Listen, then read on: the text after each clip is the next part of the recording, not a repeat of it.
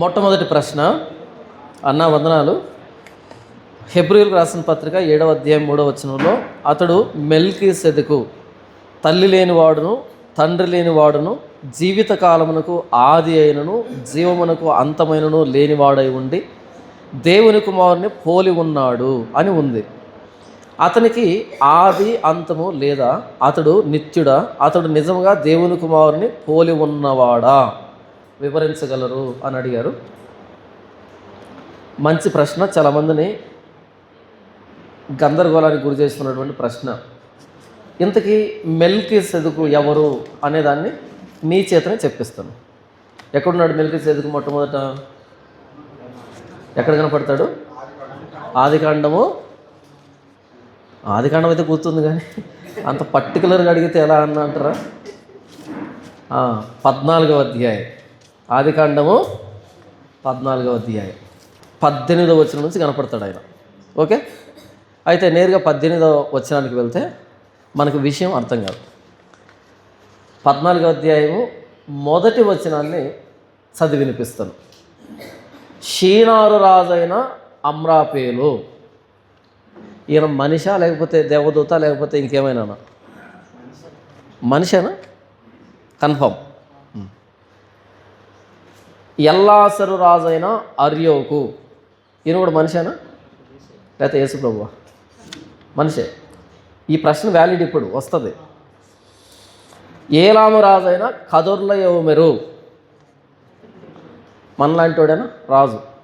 తర్వాత గోయీల రాజైన తిదాలు. మనిషే కదా, రైట్. వీళ్ళందరికీ అమ్మా నాన్నలు ఉన్నారా లేరా?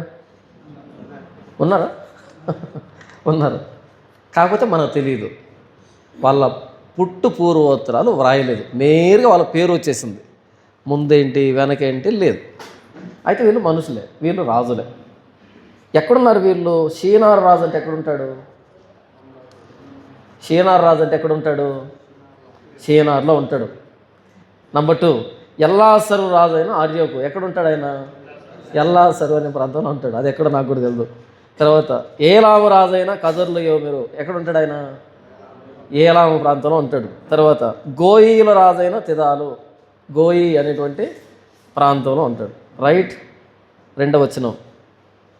వారు, ఈ నలుగురు రాజులు, వారు సొదొమ రాజైన బెరాతోను, గొమొర్రా రాజైన బెర్షాతోను, అద్మా రాజైన షెనాబుతోను, సెబోయిముల రాజైన షెమేబెరుతోను, సోయర్ రాజైన బెలరాజుతోను యుద్ధం చేసిరి. మొత్తం ఎంతమంది వీళ్ళు? సొదొమ, గొమొర్రా, అద్మా, సెబోయిము, సోయరు. ఎన్ని మొత్తం? ఈ 4 పోయింది. ఎప్పుడు? అగ్నిగంధకాల్లో పోయింది ఈ 4. ఈ 5. అయితే సోయర్ అనేది ఆఫర్లో తప్పించబడింది. ఎందుకంటే లోతు నేను పరిగెత్తలేను అంత దూరము, నాకు ఈ చిన్నది ఈ సోయర్ ఉందే అక్కడ వెళ్ళి తలదాచుకుంటా అంటే ఆయన కోసం ఆఫర్లో వదిలిపెట్టాడు. సొదొమ, గొమొర్రా, అద్మా, సెబోయిం 4 పోయాయి, నాశనం అయ్యాయి. కాకపోతే అద్మా, సెబోయిం అనేటివి చిన్న ప్రాంతాలు కాబట్టి పేరు మెన్షన్ చేయలే. అవి 2 ట్విన్ సిటీస్ పెద్దవి, సికింద్రాబాద్, హైదరాబాద్ లాగా. కాబట్టి వాటి పేర్లు మెన్షన్ చేశాడు. ద్వితీయోపదేశకాండంలో సొదొమ, గొమొర్రా, అద్మా, సెబోయిము అని వ్రాయబడి ఉంటుంది. సోయర్ అని మినహాయించబడింది. అంటే అగ్నిగంధకాల్లో నాశనమైన 5 రాజ్యాల మీదకి ఇంకో 4 రాజులు వచ్చారు యుద్ధానికి. మొత్తం 9 మంది రాజులు మనుషులేనా లేకపోతే ఇంకేమైనా? మనుషులే. అమ్మ నాన్నలు ఉన్నారు, అందరికీ ఉన్నారు. రైట్. మొత్తం 9 మంది రాజులు, 9 రాజ్యాలు వచ్చాయి ఇక్కడ. ఇప్పుడు 18వ వచనం చూడండి. మరియు షాలేము రాజైన మెల్కీసెదెకు. షాలేం అంటే ఏంటి ఇంతకీ? జెరూషలేం. ఓకే, యెరూషలేము. అప్పట్లో దాని పేరు షాలేం అని సింపుల్గా ఉండే, తర్వాత జెరూ తగులుకుంది కాబట్టి జెరూషలేం అయింది. అది జెరూషలేం అనేది ఎక్కడుంది ఇంతకీ? పరలోకంలో ఉందా? మరి ఎక్కడుంది? మిడిల్ ఈస్ట్లో ఉంది. ఇప్పుడు జెరూషలేమును పరిపాలించిన మెల్కీసెదెకు ఎవరై ఉంటారు? రాజేనా? అమ్మా నాన్న ఉన్నారా లేరా? అమ్మా నాన్న ఉన్నారు, ఫిక్స్. యేసు ప్రభు అయితే కాదు మెల్కీసెదెకు. యేసు ప్రభు అయితే కాదు. ఎంత చెప్పిన తర్వాత కూడా మరలా మీరు అనుమానంగా చూడకండి. యేసు ప్రభు అయితే కాదు. ఆయన 9 మంది రాజుల్లాగే ఈయన కూడా రాజు. కాకపోతే ఈయన ప్రాంతం షాలేము. అయితే ఈయన ప్రత్యేకత ఏంటంటే ఈయన రాజు కమ్ ప్రీస్ట్, రెండు, రాజు మరియు యాజకుడు. అయితే యాజకత్వం చేసేవాళ్ళు యాజకత్వమే చేస్తారు, రాజరికం చేసేవాళ్ళు రాజరికమే చేస్తారు. రాజుకి యాజకుడికి ఇతర పడదు. ఈయనది పాలిటిక్స్, ఈయనది స్పిరిచువాలిటీ. యాజకుడిది స్పిరిచువాలిటీ, రాజుది పాలిటిక్స్, అదొక రాజకీయం కదా. అయితే ఈ మెల్కీసెదెకు ప్రత్యేకత ఏంటంటే రెండు డ్యూటీలు ఆయన చేస్తున్నాడు. రెండు డ్యూటీలు చేస్తున్నాడు ఆయన. రాజుగాను పనిచేస్తున్నాడు, యాజకుడుగాను పనిచేస్తున్నాడు. అది చిన్న విషయం కాదు, చాలా పెద్ద విషయం. అందుకే ఆయన పేరేంటంటే, మరియు షాలేము రాజు అయిన మెల్కీసెదెకు రొట్టెను ద్రాక్షరసం తీసుకుని వచ్చును, అతడు సర్వోన్నతుడు దేవునికి యాజకుడు. ఈ యాజకత్వం కూడా ఏదో విగ్రహాల కాదు చేస్తున్నది ఆయన, సర్వోన్నతుడైన దేవుడికి. ఆనాటి విగ్రహారాధన ప్రపంచంలో అబ్రహాం కూడా విగ్రహారాధికుడే, అబ్రహాం కూడా ప్రారంభంలో విగ్రహారాధికుడే. అలాంటి విగ్రహారాధన సమయంలో ఈయన యాజకత్వం ఎవరు చేస్తున్నాడు అంటే సర్వోన్నతుడైన దేవుడికి, ఆకాశం ముందు ఉన్నటువంటి దేవుడికి యాజకత్వం చేస్తున్నాడు, ఏ విగ్రహారాధన లేకుండా. ఇది ఒక స్పెషల్ అపీరెన్స్ అన్నమాట బైబిల్లో ఈయన పాత్ర అనేది. రాజుగా ఉండి యాజకత్వం చేసేటువంటి పర్సన్ ఈయన ఒక్కడే పాత నిబంధనలో, కొత్త నిబంధనలో కూడా ఇంకెవరు లేరు. యేసు ప్రభు ఏ గోత్రంలో పుట్టాడు? యోధా గోత్రం. యోధా గోత్రం అంటే ఏంటి? రాజరికం. రాజులంతా వచ్చింది యోధా గోత్రం నుంచి వచ్చారు. ఓకే, ఇప్పుడు యోధా గోత్రం అన్నది రాజులు వచ్చేటువంటి గోత్రం. యేసు ప్రభు ఎవరు? ఎంతకే రాజు, మెస్సియా. క్రీస్తు అంటే ఎవరు? అభిషిక్తుడు అంటే రాజు అని, మెస్సియా అని. యాజకత్వం చేసే గోత్రం ఏంటి? లేవియా గోత్రం. యేసు ప్రభు మన ప్రధాన యాజకుడైన యేసు ప్రభు అని ఉంటుంది. యేసు ప్రభు ఎవరంట? ప్రధాన యాజకుడు. దేవుడు ఒక్కడే, దేవునికి నరులకు మధ్యవర్తి ఒక్కడే, ఆయనే క్రీస్తు యేసు నరుడు. దేవుడికి మనుషులకు మధ్య మధ్యవర్తిత్వం చేసే వ్యక్తిని యాజకుడు అంటారు. ఇప్పుడు చెప్పండి, యేసు ప్రభు రాజా యాజకుడా? రెండు. రాజరికం యాజకత్వం చేసిన ఒకే ఒక వ్యక్తి బైబిల్ అంతట్లో యేసు ప్రభు కంటే ముందు ఎవరు? మెల్కీసెదెకు. ఆ మెల్కీసెదెకు క్రమం చొప్పున యేసు ప్రభు వచ్చాడు. అంటే మెల్కీసెదెకు మోడల్లో వచ్చాడు యేసు ప్రభు. యేసు ప్రభు చేసిన మినిస్ట్రీ అర్థం కావాలంటే మెల్కీసెదెకు అర్థమైతే సరిపోద్ది అని చెప్తున్నాడు గ్రంథకర్త. ఇప్పుడు ఆయన చెబుతూ ఏమంటున్నాడు అంటే, అతడు తల్లి లేనివాడును తండ్రి లేనివాడును అని రాయబడింది. తల్లిదండ్రులు లేకుండా ఎలా పుడతాడు ఆయన?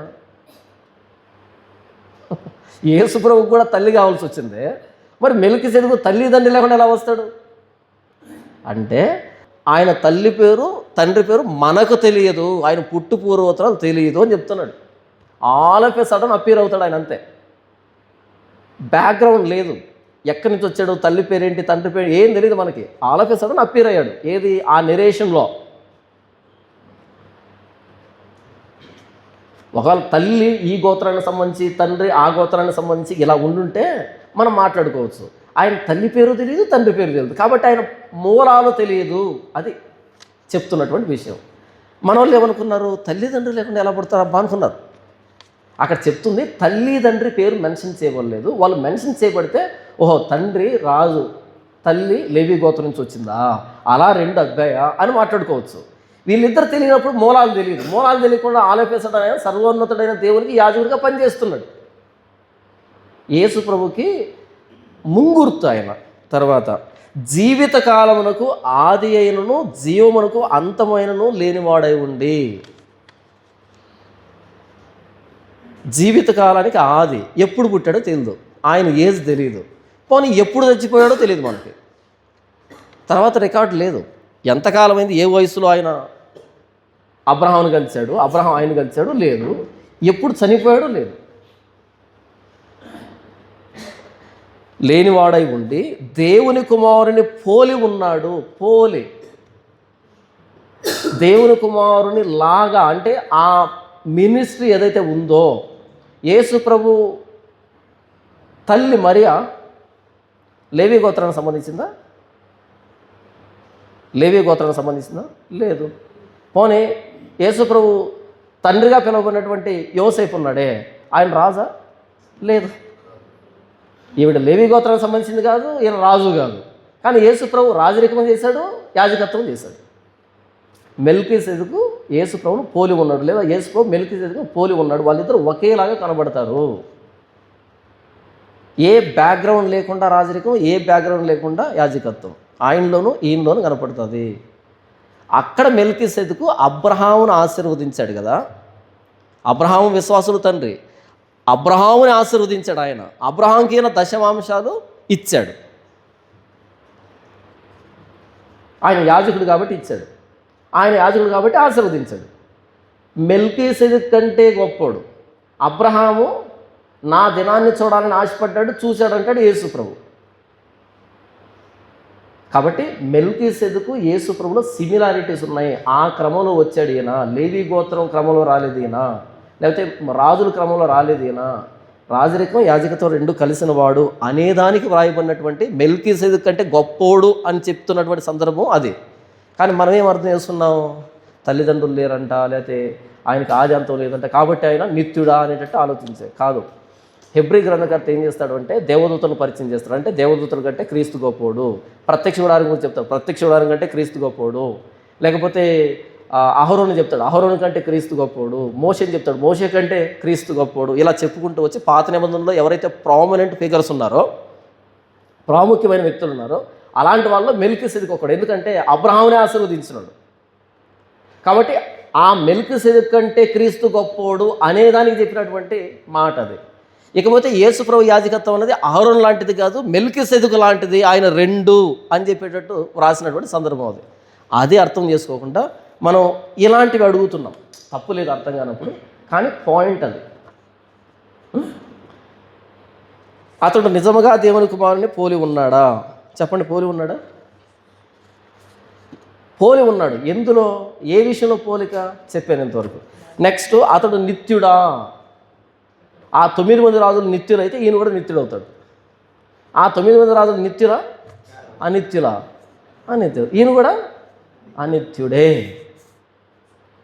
మనిషి చనిపోవడానికి మనిషి చనిపోయే లక్షణం కలిగిన వాడు ఎవరైనా సరే చచ్చిపోవాల్సిందే. ఇది క్లియరా? తర్వాత జాన్పాల్ గారు వందనాలు. హైదరాబాద్లో చాలామంది భాషల వరం ఉంది అంటున్నారు. పరిశుద్ధాత్మ ప్రార్థన ద్వారా మన మీదకి వస్తుందని చెబుతున్నారు. అర్థం కాని భాష మాట్లాడుతున్నారు. పరిశుద్ధాత్మ దేవుడు వస్తున్నారు అని చెబుతున్నారు. నా మీదకి రావట్లేదు, మాకెలా వస్తుంది అని అడిగితే ప్రార్థన చేసుకోవాలి అంటున్నారు. దీని గురించి వివరంగా చెప్పగలరు? నా ప్రతి ప్రసంగంలో దీని గురించి చెప్తూనే ఉంటాను. సందర్భం లేకపోయినా క్రియేట్ చేసుకుని మరీ చెప్తుంటాను, నాకంత ప్రేమ వాళ్ళంటే. మరి ఏ ప్రసంగమైనా చెప్పుంటాను కదా. ఫస్ట్ ఆఫ్ ఆల్ భాషల వరం లేదు. ఓకే, ఎవడైనా భాష మాట్లాడితే ఆడు ఒకటి తెలియకుండా అయినా వాళ్ళు చెప్పిన టీచింగ్కి పాపం భ్రమపడి అదొక భ్రమలో బ్రతుకుతుండాలి. ఒకవేళ తెలిసి మాట్లాడుతూ ఉంటే ప్రవీణ్ కుమార్ లాగా దొంగ అయినా అయి ఉండాలి. అర్థమైందా? భాషల వరం లేదు. ఎందుకు భాషల వరం లేదు? ఎక్కడికి వెళ్ళింది? అప్పుడు ఉంది కదా అని అంటారేమో. ఓకే, ఇంతకీ భాషల వరం ఎందుకు ఇవ్వబడింది? ఇది కావాలి ఫస్ట్ మనకి. భాషల వరం ఎందుకు అపోస్తులు భాషలు మాట్లాడారు? భాష దేనికి అంటే ప్రభు అయిన యేసుక్రీస్తు వారి సిలువను వివరించడానికి. వాళ్ళ ఎదురుగా 16 దేశాల నుంచి వచ్చిన ప్రతినిధులు ఉన్నారు. వాళ్ళతో వీళ్ళు యేసు ప్రభుని గురించి చెప్పాలి.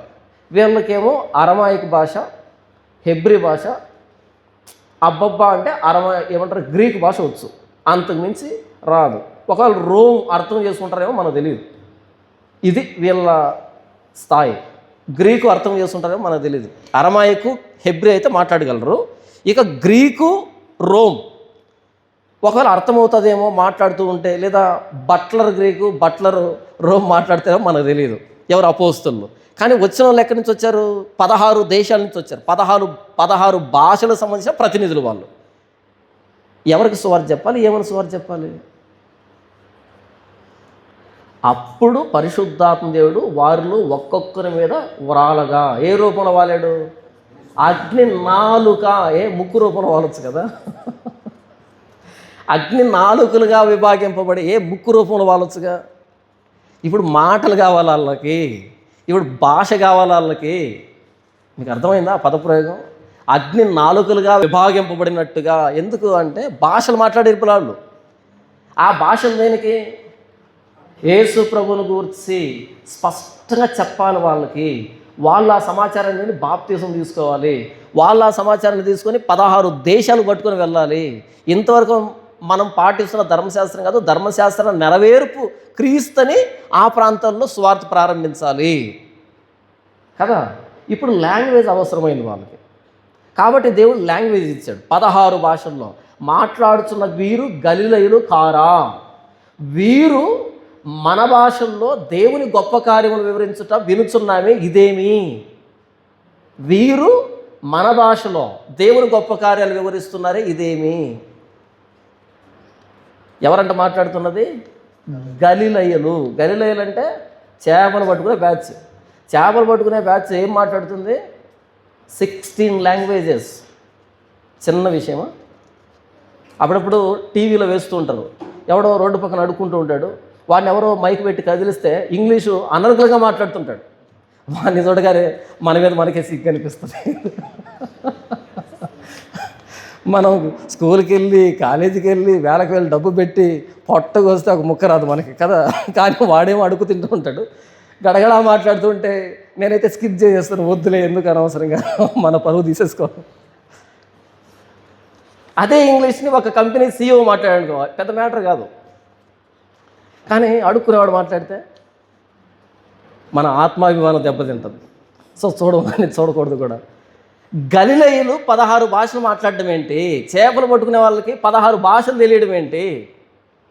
అక్కడ నిలవబడింది క్రౌడు. ఒకవేళ అక్కడ వాళ్ళు భాషలు మాట్లాడకుండా ఉండుంటే ఎవ్వరు వినరు. వాళ్ళు ఏమనుకున్నారు తెలుసా? ఇదేంటి పొద్దున్న దగ్గర వీళ్ళు మద్యంతో నిండి ఉన్నారేమో అనుకున్నారు. దగ్గరకు వచ్చి ఆలకిస్తే మద్యం కాదు, ఒరే నాయన వాళ్ళు మాట్లాడుతుంది మా లాంగ్వేజ్ 16 భాషల వాళ్ళు. ఈ హెబ్రీలు ఉన్నారుగా, వీళ్ళు ఏమనుకున్నారంటే తాగారేమనుకున్నారు. చైనా వాళ్ళు మాట్లాడుతున్నారు అనుకో, మనకి ఎలా ఉంటుంది? పొరపాటు చైనా వాడు వచ్చి మాట్లాడితే తిడుతున్నాడేమో అనుకుంటాం మనం. రకరకాల భాషలు ఉన్నాయి, వింతకుంటాయి ఇవన్నీ. అలా వాళ్ళు తాగి మాట్లాడుతున్నారు అనుకున్నారు హెబ్రీలు, అక్కడ లోకల్గా ఉండేటువంటి వాళ్ళు. అయితే మిగతా వాళ్ళు ఆలకించి వాళ్ళు తాగి మాట్లాడట్లేదు, అది మా భాష. అక్కడ నిలవబడ్డారు. ఇన్ని భాషలు ఎలా పాసిబుల్ అయ్యాయంటే వీళ్ళ మీద పరిశుద్ధాత్మ దేవుడు వచ్చాడు కదా, అది నిజం. సో ఇప్పుడు మాట్లాడుతున్న మాట దేవుడు మాట్లాడుతున్న మాట, దేవుడు ఆమోదం తెలియజేసిన మాట. ఇది విన్నారు, సీరియస్గా తీసుకున్నారు. అప్పుడు అడిగారు, సహోదరులారా మేమేం చేయాలి? ప్రభువైన యేసుక్రీస్తు నామమున మారు మనసు పొంది పాపక్షమాపణ కోసం బాప్తిసం తీసుకోండి, అప్పుడు పరిశుద్ధాత్మ వరం పొందుతారు. మాకు ఈ శక్తినిచ్చినటువంటి ఆ వరాన్ని మీరు పొందుతారు. వెంటనే బాప్తిసం తీసుకున్నారు. సువార్తని ఇంకో వ్యక్తికి అర్థం చేయించడానికి భాషను దేవుడు ఇచ్చాడు. హైదరాబాద్లో ఉన్న వాళ్ళకు భాష ఎందుకు? తెలుగు వస్తే పోలే. హైదరాబాద్లో ఉన్నవాడికి నీకు తెలుగు వచ్చు, నాకు తెలుగు వచ్చు, తెలుగులో మాట్లాడుకుంటే పోలే. మధ్యలో డబడబా ఎందుకు అయింది? ఎందుకు? ఎవరికి ఉపయోగం వాటి వల్ల? మీకు మాట చెప్తాను. మొన్న ఒక జోకర్ వచ్చారు నైజీరియా నుంచి. వాడి ప్రత్యేకత ఏంటంటే, అంతవరకు నేను చూసింది ఏంటంటే, ఈ మధ్యలో షాబా రాబా లబా డబా అంటుంటారు కదా, అదే భాష ఎవడు మాట్లాడి అదే మాట్లాడుతూ ఉండే. వాడి ప్రత్యేకత ఏంటంటే, వాడు ఏకంగా భాషలో పాట పాడాడు. విన్నారా? వాడు ఏకంగా భాషల్లో ఒక 2 minutes 3 minutes పాట పాడాడు. అందుకే బహుశా వాడు చేయబెడితే వీళ్ళు కింద పడ్డారు. వీడు మనకంటే పెద్ద అని అనుకున్నారేమో తెలియదు, కానీ మొత్తానికి వాడు చేయబెడితే కింద పడ్డారు. ఎందుకంటే భాషలు వీళ్ళు ఆ యాంగిల్లో ఎప్పుడు ట్రై చేయలేదు. వీళ్ళు ఎంతసేపు ఆ మొక్కలే మాట్లాడుకుంటారు తప్ప దీనిలో మనం పాట పాడితే ఎలాగుంటుంది అనేది ట్రై చేయలే. బుర్ర అక్కడే ఆగింది. వాడు ఇంకా తెలివైన కదా నైసర్గా. వాడు ఏం చేశాడు, ఏకంగా పాట పాడాడు. నాకేమైనా ప్రశ్న వచ్చిందంటే, వాడు పాట పాడుతుంటే వెనకాల బ్యాక్గ్రౌండ్ మన బెల్లంపల్లి ప్రవీణ్ ఏంటంటా ఉన్నాడు, ఇలా తలుపుతున్నాడు. ఏదో అర్థమైనట్టు ఈయన ఆలకించినట్టు ఏం అర్థం కాదు. ఎందుకు వచ్చిన కూడా కళ్ళు తెరిస్తే అడుగుతాడేమో అలా సైలెంట్గా ఉన్నాడు. నాకేమనిపించిందంటే, అందరూ ఇలా కళ్ళు మూస్తే ఇలా కాకుండా కోరస్ పాడొచ్చు కదా. ఆ వేదిక మీద ఉన్న దరిద్రులందరూ దుర్మార్గులంతా భాష మాట్లాడే వాళ్ళే. ఇప్పుడు వాడు వాడుతున్నటువంటి భాష కింద ఉన్న వాళ్ళకి అర్థం కాకపోవచ్చు, కానీ వేదిక మీద ఉన్న దరిద్రులందరూ తెలుసు కదా. అప్పుడు వీడేం చేయాలి? వాడు 2-3 సార్లు రిపీట్ చేస్తాడు మరలా. బాగా ప్రిపేర్ అయ్యి ఇచ్చాడు కదా, కొత్త రావు. కాబట్టి అదే వాడు పాడుతున్నప్పుడు కోరస్ పాడాలి కదా. వీళ్ళు పాడరా? పాడాలి. ఎందుకంటే వీళ్ళకి ఆల్రెడీ భాష వచ్చు కాబట్టి, వాడు మాట్లాడే భాష వీళ్ళకి తెలుసు కాబట్టి, వాడు ఒకదాన్ని 3 సార్లు రిపీట్ చేసి పాడుతున్నాడు కాబట్టి వీళ్ళు కూడా కోరస్ అందుకోవాలి వెనకాల. ఒక్కడు కళ్ళు తెరవలేదు, అలా మౌనంగా ఎలా ఆలకిస్తున్నారు అనమాట. దొంగలో గజ దొంగలో కోరస్ పాడుంటే అప్పుడు నేను ఒప్పుకుంటావాన్ని. ఎస్, వాడు పాడిన పాట వీళ్ళకి అర్థమైంది, వద్దులే. ఇప్పుడైనా పాట పాడమని చెప్పండి. ఇప్పుడు పాడరు. ఎందుకు పాడరు? ఆ పాట పాడిన తర్వాత వాడు జోకరు ఏం చేశాడంటే, దానికి అర్థం ఏంటంటే అని ఇంగ్లీష్లో చెప్పాడు అనమాట. తెలుగులో చెప్పొచ్చుగా. దేవదూతల భాష మాట్లాడే వాడు తెలుగులో చెప్తే పోతుంది కదా, ఇంగ్లీష్ ఎందుకు చెప్పాడు? మనకు పనికొచ్చే భాషను ఎవడా దేవుడు? వాడు హైదరాబాద్కి వచ్చాడు. హైదరాబాద్కి వచ్చేప్పుడు ఇంగ్లీష్లో ప్రసంగం చేశాడు. పోయిన వాళ్ళంతా అలా ఏంటో ఇంగ్లీషు రాదు, ఆ దేవదూతల భాష రెండు రావు. ఏదో పొలోమని వెళ్ళారు అక్కడికి. వెళ్ళిన తర్వాత వాడు ఇంగ్లీష్లో మాట్లాడుతున్నాడు, ఇంగ్లీషు రాదు, దేవదూతల భాష రాదు. అలా విన్నారు. ఏదో మోకాళ్ళ నొప్పులు, నడువు నొప్పులు పోతారు, వెళ్ళారు. ఎవరికైనా బాగా చేశాడు వాడు? ఏం బాగా చేయలే. ఇంతలో దానికి అక్కడి నుంచి ఎందుకు? వెల్లపల్లి ఉంది కదా, ఆల్రెడీ ఉంది కదా, అక్కడి నుంచి ఎందుకు? ఏదో ఈ ఊరిలో గాడిదలు లేనట్టు పక్క ఊరు నుంచి గాడిదలు రావడం ఎందుకని నేను చదువుకున్నా చిన్నప్పుడు జోక్ ఒకటే. ఇప్పుడు వాడు పాట పాడి లాంగ్వేజ్లో దేవదూతల భాషలో ఇంగ్లీష్లో భావం చెప్పాడు. అలా కాకుండా ఆగండి క్రిస్ గారు, మీరెందుకు చెప్పడం బావు, మేం చెప్తామని మైక్ తీసుకోవచ్చు కదా. వీళ్ళు వెనకాల ఉన్న దరిద్రులు. నువ్వు పాడింది దేవదూతల భాష, అది అర్థం కాలే, చెప్పింది ఇంగ్లీష్లో, ఇది అర్థం కాలే. అలా కాకుండా తెలుగులో కదా వేదిక మీద ఉన్నది, అక్కడ వీళ్ళు మైక్ తీసుకొని తెలుగులో చెప్తాను వినండి అని చెప్పొచ్చుగా. చెప్పలే. తర్వాత వెళ్ళి చూడండి ఈ కామెడీ అంతా. భాష నాలో ఉన్న భావాన్ని మీకు అందించేదానికి ఒక మాధ్యమం. నేనేమనుకుంటున్నాను అనేది మీకు అర్థం కావడానికి ఒక మాధ్యమం భాష అనేది. నేను తెలుగులో మాట్లాడుతున్నా కాబట్టి నా భావం మీకు అందుతుంది. హైదరాబాద్లో తెలుగు మాట్లాడితే ఓకే, లేదా హిందీ మాట్లాడినా అర్థమవుతుంది. ఇంగ్లీష్ ఎందుకు మాట్లాడావు? ఎవరికి వచ్చు ఇక్కడ ఇంగ్లీషు? 100 మందిలో 20 మందికో 30 మందికో వచ్చు, మిగతా వాళ్ళకి రాదు. అది ఏం చేయాలి? వాళ్ళు కనీసం ఒక ట్రాన్స్లేటర్ను కూడా పెట్టలే. అదే పరిస్థితి. ఇప్పుడు చెప్పండి, భాషల వరం దేనికి? ఇప్పుడు కొత్త భాష వద్దు, ప్రభువా నా భాషలో నేను సువార్తను గురించి చెప్పడానికి సహాయం చేయడం ప్రార్థన చేసుకోండి. మనకు ఆల్రెడీ ఒక భాష వచ్చు కదా. తెలుగు కూడా భాషే, కష్టమైన భాష తెలుసా? తెలుగు అనేది కష్టమైన భాష తెలుసా మీకు? బెంగాలీ తర్వాత ఎక్కువ అక్షరాలు, వర్ణమాలలో ఎక్కువ అక్షరాలు ఉండేది మనదే. బెంగాలీ తర్వాత మనకే అన్ని అక్షరాలు ఉండేది. ఇంగ్లీష్లో ఎన్ని ఉంటాయి లెటర్స్? 26 ఉంటాయి. తెలుగులో ఎన్ని ఉంటాయి? ఏ లాంగ్వేజ్ కష్టం చెప్పండి? తెలుగు కష్టం. మనకు తెలుగు వచ్చు కాబట్టి ఇంగ్లీష్ కష్టం అనుకుంటున్నాం. కాదు, తెలుగు కష్టం. ఇంగ్లీష్ వాళ్ళకి తెలుగు నేర్పించండి, కష్టం, వాళ్ళు పలకలేరు, అలా చేతగావు. ఇన్ని విస్తృతమైన పదజాలం, ఇన్ని పర్యాయ పదాలు ఇంకే భాషలో ఉండవు. బెంగాలీ తర్వాత ఒక భావాన్ని అద్భుతంగా వ్యక్తీకరించే భాష తెలుగు. దేశ భాషలందు అంత లెస్సైన భాష పెట్టుకొని ఇంకో భాష మీద పడి ఏడుస్తుంటాం మనం.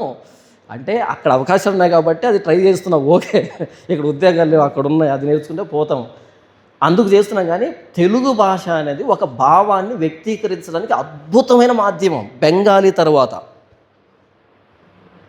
మనది కష్టమైన భాష, కాకపోతే మనకు వచ్చు కాబట్టి దీని వాల్యూ మనకు తెలియదు. అంతెందుకు అచ్చ తెలుగులో మాట్లాడితే నాకు కూడా అర్థం కాదు. అచ్చ తెలుగులో ఎవరైనా మాట్లాడితే నాకు కూడా అర్థం కాదు.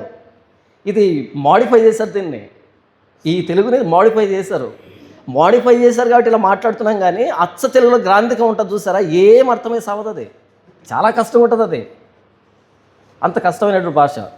మన భాషలో మన ప్రజలతో క్రీస్తును గూర్చి స్పష్టంగా చెప్పేటువంటి ఆ తలాంతు కోసం దేవుని ప్రార్థించడం పక్కన పెట్టేసి భాషలు ఎందుకు మనకి? ఇంగ్లీషు నేర్చుకుంటున్నాము, హిందీ నేర్చుకుంటున్నాము, అన్ని భాషలు నేర్చుకుంటున్నాము. అసలు ఏ భాష లేదు, మనకు తెలుగే వచ్చు. ఇక్కడ నుంచి అమెరికాకి వెళ్ళాను అనుకో, నేను ప్రసంగం చేయలేనా? ఇంగ్లీష్ ట్రాన్స్లేటర్ పక్కన ఉంటాడు, తెలుగు టు ఇంగ్లీషు. చైనాకి వెళ్ళాను అనుకోండి, తెలుగు టు చైనా ట్రాన్స్లేటర్లు ఉన్నారు. ప్రతి దేశంలో ప్రతి ప్రాంతంలో మన తెలుగు వాళ్ళు ఉన్నారు, ట్రాన్స్లేటర్స్ ఉన్నారు. ఇంకెందుకు లాంగ్వేజ్? ఒకప్పుడు ట్రాన్స్లేటర్స్ లేరు. మీరు యోసేపును కూర్చున్న సందర్భాన్ని చూస్తూ ఉంటే అక్కడ చెరసాలలో యోసేపు మాట్లాడుతుంటే ద్విభాషి వారి మధ్య ఉండెను కనుక అని రాయబడి ఉంటుంది. ద్విభాషి, ఆయనకు 2 లాంగ్వేజెస్ వచ్చు, అంటే ట్రాన్స్లేటర్ అన్నమాట. ఈరోజు ప్రతి దేశంలో ప్రతి ప్రాంతంలో తెలుగు నుంచి ఆయా భాషలను ట్రాన్స్లేట్ చేసే వాళ్ళు ఉన్నప్పుడు ఇప్పుడు ఎందుకు భాషల వరం? సరే, భాషల వరం ఉందనుకో, ఇంతకు ఏ భాష అది? ప్రపంచంలో ఎగ్జిస్టింగ్లో ఉన్న ఏ భాష నువ్వు మాట్లాడుతున్న భాష అనే దాని ఉద్దేశమే భావాన్ని వ్యక్తీకరించడం అయితే, నువ్వు మాట్లాడేదే నాకు అర్థం కాకపోతే నువ్వెందుకు మాట్లాడుతున్నావు? మీ ఇంట్లో పెంపుడు కుక్కలు ఉన్నాయా? పెంపుడు కుక్కలు ఉన్నాయని చేతులు ఎత్తండి ఎవరైనా. మా ఇంట్లో పెంపుడు కుక్క ఉందనే వాళ్ళు. ఓకే. పిల్లులు ఉన్నాయి, పెంపుడు పిల్లులు ఉన్నాయని చేతులు ఎత్తండి. ఓకే. ఆ కుక్క మురిగినా మీకు అర్థమవుతుంది, పెంపుడు కుక్క మురిగినా అర్థమవుతుంది మీకు. అర్థం కదా? అది ఎందుకు మరుగుతుంది, దాని లాంగ్వేజ్ మనకు అర్థమైపోతుంది. అది ఆకులతో మరుగుతుందా, కోపంగా మరుగుతుందా, అలిగి మరుగుతుందా, నిద్రొచ్చి మరుగుతుందా, దొంగ వచ్చాడని మరుగుతుందా, జస్ట్ ఆ పక్క గదిలో పడుకొని ఈ గదిలో అది చేసేటువంటి శబ్దాన్ని బట్టి అర్థమైపోతుంది. అర్థం కదా? అర్థమవుతుంది. మా ఇంట్లో పిల్లి ఉంది, అది ఏ సైడ్ చేసినా సరే అర్థమైపోతుంది మాకు అది ఎందుకు అలా ఉందని. ఆ కుక్క కంటే పిల్లి కంటే హీనం వీళ్ళని చెప్తున్నా. కుక్క మురిగినా అర్థమవుతుంది మనకి, పిల్లి మేమన్నా అర్థమవుతుంది, కానీ వీళ్ళు వేదిక మీద చేసే తమాషాలు మనకు అర్థం కావట్లే. ఇప్పుడు ఎవరు గ్రేటు? మన ఇంట్లో పెంపుడు కుక్క గ్రేటు. అది ఏ భావాన్ని చెప్పాలనుకుంటుందో అర్థమైపోయింది మనకి. వీళ్ళు ఏం చెప్తున్నారో మనకు అర్థం కావట్లే. ఒకవేళ ఓటేస్తే నేను ఈ కుక్కకే వేస్తాను, వీళ్ళకి వేను. నేను వెటకారంగా చెప్పట్లేదు, చాలా సీరియస్గా చెప్తున్నా. నాలో భావం ఏంటి, నేను ఏమనుకుంటున్నానో మీకు తెలియకపోతే నేను ఏ భాష మాట్లాడితే మీకు వచ్చిన ఉపయోగం ఏంటి? నేను మాట్లాడుతుందే నీకు చెప్పడానికి కదా. కాబట్టి భాషల వరం ఉందా? లేదు, ఉండాల్సిన అవసరం లేదు. ఒకవేళ భాషల వరం ఉందనుకో, నువ్వు నైజీరియా నుంచి వచ్చి తెలుగులో మాట్లాడాలి, నేను మాట్లాడినట్టు స్పష్టంగా మాట్లాడాలి. ఇంగ్లీష్లో ఏడ్చేదానికి నీకు ఇంత దూరం ఎందుకు వచ్చావు? నీ ఆడియన్స్ ఎవరో నీకు తెలియలే, నీ ఆడియన్స్తో ఎలా కనెక్ట్ కావాలో నీకు తెలియలే. వెళ్ళి ఆ మీటింగ్ వెళ్ళిన వాళ్ళు 100 మందిని తీసుకుని వాడు ఏం చెప్పారు అని అడగండి, తెలీదు. ఇంకెందుకు భాషల వరం? ఆ మధ్యలో భాషలో పాట పాడాడు, భాషలో పాట పాడితే అది అర్థం కాలే, దాన్ని ఇంగ్లీష్లో తర్జుమా చేశాడు, అది కూడా అర్థం కాలే. పోనీ వీళ్ళకి ఏమైనా అర్థమైందా అడగండి, వీళ్ళకు అర్థం కాలే. మీరేం చేస్తారంటే, వాడు ఇంగ్లీష్లో ట్రాన్స్లేట్ చేసి చెప్పాడు దాని భావాన్ని, యాజ్ ఇట్ ఈజ్ రాసుకోండి, తెలుగులో రాయండి. వెళ్ళి ప్రవీణ్ కుమార్ని కూర్చోబెట్టి, ప్రవీణ్ నేను తెలుగులో ఒక స్టేట్మెంట్ చెప్తాను, రాయి అబ్బా దేవదూతల భాష అని అడుగు, లేకపోతే చెప్పు అని అడుగు. దీన్ని యాజ్ ఇట్ ఈజ్ చదవండి మీరు. వాడు ఏం వాగాడో అదే వాగాలి ఇక్కడ కూడా. లిట్మస్ పేపర్ టెస్ట్ ఇది. ఈ దొంగలకి లిట్మస్ పేపర్ టెస్ట్. మాట్లాడగలుగుతారా? ఎవరిని మోసం చేద్దామని ఇదంతా. కాబట్టి దేవదూతల భాష అనేది అబద్ధం. భాషల వరం అనేది అప్పట్లో అవసరమైంది, దేవుడు ఇచ్చాడు, వాడుకున్నాడు. ఈరోజు ఏ భాషలో నుంచి ఏ భాషలోకైనా మనం మాట్లాడగలం ఒక ట్రాన్స్లేటర్ని పెట్టుకొని. ప్రతి భాషలో బైబిల్ ఉంది, ఇంకెందుకు భాషల వరం? ప్రతి ప్రాంతంలో చర్చి ఉంది, మినిస్ట్రీ ఉంది, ఇంకా దేనికి భాషల వరం? ఇకపోతే ఆ పరిశుద్ధాత్మ దేవుడు ఎలా వస్తాడంటే ప్రార్థన చేస్తే వస్తాడు. బైబిల్ చెప్పలే ప్రార్థన చేస్తే పరిశుద్ధాత్మ దేవుడు వస్తాడని. బైబిల్ ఏం చెప్పిందంటే, ప్రతివాడు మారు మనసు పొంది పాప క్షమాపణ నిమిత్తం యేసుక్రీస్తు నామములో బాప్తిసం పొందండి, అప్పుడు పరిశుద్ధాత్మను వరం పొందుదురు. పరిశుద్ధాత్మ దేవుడు వచ్చే విధానం. ప్రార్థన చేస్తే ఎలా వస్తాడు ఆయన? రాడు. అలా వచ్చుంటే గారడి సీమోను ప్రార్థన చేస్తుండేవాడు. గారడి సీమోను ప్రార్థన చేయలే, అలా రాదని తెలుసు కాబట్టి. నా మీదకి రావట్లేదు, మాకు ఎలా వస్తుందని అడిగితే ప్రార్థన ద్వారా తీసుకోవాలి. మీ మీదకి రావట్లేదంటే మీరు బాప్తిసం తీసుకుంటే పరిశుద్ధాత్మ దేవుడు వచ్చి ఉంటాడు. ఓకే. మీరు అడుగుతున్నది ఏంటి అంటే ఇలా మోసం చేసేటువంటి ఆత్మ గురించి అడుగుతున్నారు. దేవునిలో బ్రతకడానికి పరిశుద్ధాత్మీయుడు కావాలి. ఇలా మోసం చేస్తూ బ్రతకాలంటే భ్రష్టాత్మ కావాలి. దానికోసం ప్రార్థన చేయకండి, బెల్లంపల్లికి అసలు వెళ్ళకండి. అది విషయం. తర్వాత కానుక లేకుండా, ఆల్ నైట్ ప్రేయర్ లేకుండా, స్వస్థత లేకుండా సంఘం బలపరచబడడం ఎలా? కానుక వద్దు అని నేను చెప్పానా? కానుక వద్దని చెప్ప ఇప్పుడు ప్రసంగం అంతా కానుక గురించే. 16వ అధ్యాయం మొత్తం కానుకను గురించే. నాకు ఇంట్రడక్షన్ ఇచ్చినట్టున్నారు. Okay, next all night prayer లేకుండా. ఆల్ నైట్ ప్రేయర్ అసలు బైబిల్ ఎక్కడైనా ఉందా? మరి సంఘం బలపరచబడలేదా? సంఘం విచ్ఛిన్నమవుతుండేది ఆల్ నైట్ ప్రేయర్ వల్ల. వాళ్ళు నిద్రపోయే టైంలో మేలుకునేటట్టు చేసి, మేలుకునే టైంలో నిద్రపోయేటట్టు చేసి, ఆ బైబిల్ చదవకుండా, ఆలోచించకుండా, ఎందుకు పనికి రాకుండా చేస్తున్నారు మీరు.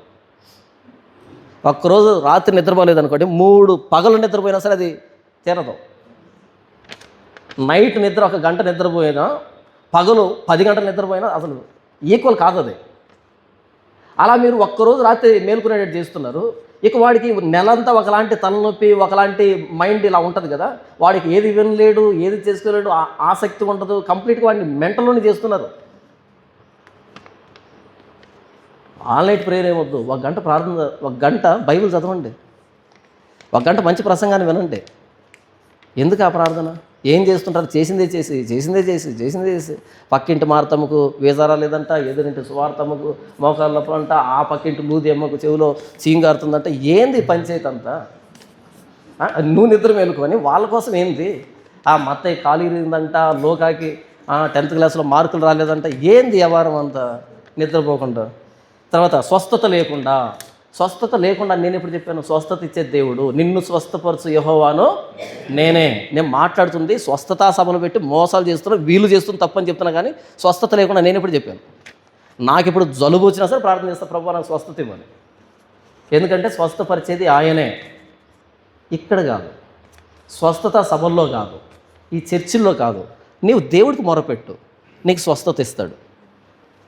అది నేను మాట్లాడింది. సంఘం బలపరచబడడం ఎలా బలపరచబడుతుంది? వినుట వలన విశ్వాసం కలుగును. ఆ వినుట ఎక్కడుంది ఆ మాట? మరి అంత పర్టికులర్గా అడగొద్దు, ఇబ్బందిగా ఉందంటారా? రోమీయులకు రాసిన పత్రిక 10వ అధ్యాయము 17వ వచనం. కాగా వినుట వలన విశ్వాసం కలుగును, ఆ వినుట క్రీస్తును గూర్చిన మాట వల్ల కలుగుతుంది. సంఘం బలపరచబడేది ఎక్కడ? సంఘానికి బలం ఏంటి? వాక్యం. కాబట్టి బాప్తిసం పొందిన వాళ్ళంతా అపోస్తుల బోధ యందును, సహవాసమందును, రొట్టె విరుచుట యందును, ప్రార్థన చేయట యందును ఎడతెగక ఉండిరి. ఇందులో ఆల్ నైట్ ప్రేయర్ లేదే, ఆల్ నైట్ ప్రేయర్ లేదు, ఉద్యోగ సభలు లేదు, స్వస్థ సభలు లేవు, ఈ స్వస్థత లేదు, ఏమీ లేవు. వాళ్ళు బలంగానే ఉన్నారా? అలా ఉన్న వారు తమ చర స్థిరాస్తులన్నీ అపోస్తుల పాదం దగ్గర పెట్టారు. అంత ఉద్యోగం వచ్చింది వాళ్ళకి. వాళ్ళు ఏం చేస్తారు? అకౌంట్లో వేసుకున్నారా? వాళ్ళు అక్కడిగా ఉన్న వారికి పంచిపెట్టారు. ఈ 4 పిల్లర్స్ ఉండాలి. ఇది సంఘం బలపరచబడ్డానికి మూలం. దీన్ని గాలికి వదిలిపెట్టేసి ఆల్ నైట్ ప్రేయర్ లేకపోతే ఎలా అంటే అంత అలవాటు పడిపోయారు. అది లేకుండా ఇమాజిన్ కూడా చేసుకోలేకున్నారు. తర్వాత what is mean for INRI. Okay, అంటే INRI ఏంటిది? ఏసుకో సిలువు మీద ఉంటుంది చూడ, INRI అని ఉంటుంది కదా. ఈసస్ నజరేనస్ రెక్స్ యుదుయోరం. ఇది ఈసస్ నజరేనస్ రెక్స్ యుదుయోరం, యూదుల రాజైన నజరేయుడైన యేసు. ఓకే, INRI అని. తర్వాత how many festivals are there in Bible? How many we need to follow in these days? Is it mandatory to follow Lent days? How many festivals are there in Bible అంటే there are 7 festivals in Old Testament, not Bible. ఓల్డ్ టెస్ట్మెంట్లో యూదులకి 7 పండుగలు ఉన్నాయి. విశ్రాంతి దినంతో కలిపితే 8 పండుగలు అనుకో. ఇక అడిషనల్గా చరిత్రలో చాలా పండుగలు పుట్టుకొచ్చాయి. ఈ హనుకా అని, మందిర ప్రతిష్ఠిత పండుగ అని, ఇలాంటి పండుగలు కూడా పుట్టుకొచ్చాయి. ఎవరికి అవి? ఎవరికి అవి? యూదులకి, ఇశ్రాయేలీలకి. మనకి ఏ పండుగ లేదు. ఒకవేళ మనకు ఆ పండుగలు ఉంటే కనుక మనం కూడా బలి అర్పించాలి. ప్రతి పండుగలో బలి ఉంది, మనం బలి అర్పించాం కదా. తర్వాత how many we need to follow in these days, ఒక్కటి కూడా ఫాలో కాకూడదు. అయితే మన వాళ్ళు గుడారాల పండుగను పెడుతున్నారు, ప్రథమ ఫలాల పండుగను పెడుతున్నారు, అంజూర పండుగను పెడుతున్నారు. అంజూర పండుగ, ఆ అంజూర పండుగ అంటే ఏంటో అనుకున్నాను. అందరికీ ప్రార్థన చేసిన అంజూర పండు ఇస్తారంట. అక్కడికి వెళ్తే ఒక్కటే 100 రూపాయలు ఇస్తే కేజీ ఇస్తున్నారు కదా. ఒక్కదానికోసం ఇంత కక్కురుద్ది దేనికంటే ఆ అంజూర పండు తింటానంట పిల్లలు పుడతారంట, అప్పులు పోతాయంట, రోగాలు పోతాయంట. ఏంటి అంజూర పండులో ఇన్ని లాభాలు ఉన్నాయా? అంజూర పండులో ఇన్ని లాభాలు ఉన్నాయి, నాకు నిజంగా తెలియదు. ఏంటి మీకు కావాలంటే చెప్పండి, మనం కూడా అమ్ముతాం. అంజూర పండు తింటే అన్ని ఉపయోగాలు నాకు తెలియదు. మరి అమ్మ తేజ ఏమనుకున్నాడో తెలియదు కానీ అంత చిన్న పండు ఎందుకని పెద్ద పండు తెచ్చాడు, అరటి పండు తెచ్చాడు. అరటి పండు తింటే పిల్లలు పుడతారంట. నాకు తెలియదు అసలు. నేను సైన్స్ స్టూడెంట్ని, నేను చాలా చదువుకున్నా కానీ అరటి పండు గురించి, అందులో పిల్లలు పుడతారని మిస్ అయిపోయాను, మరి తెలియదు. కానీ మీ దగ్గర శ్యామ్ కిషోర్ ఉంటాడు, ఒక జోకర్ ఒకడు ఉన్నాడా, శ్యామ్ కిషోర్ అని, ఆ మసాజ్ చేస్తుంటాడు వేదిక మీద. ఆ శ్యామ్ కిషోర్ చెప్పాడు, వాడు యాపిల్ పండు తెచ్చాడు. బహుశా అద్దినే పాపం తెచ్చాడనేమో తెలియదు కానీ యాపిల్ పండు తెచ్చాడు. వీడు యాపిల్ పండు, ఒకడు అంజూర పండు, ఒకడు అరటి పండు, మనమంతా సత్తి పండు, అవన్నీ కొనుక్కొని తింటాం. మనం ఏ పండుగ ఫాలో అవ్వము. ఈ పండుగలే ఫాలో కాకపోతే గుడారాల పండుగతో ఫాలో అవుతాం, అసలు ఫాలో కాం.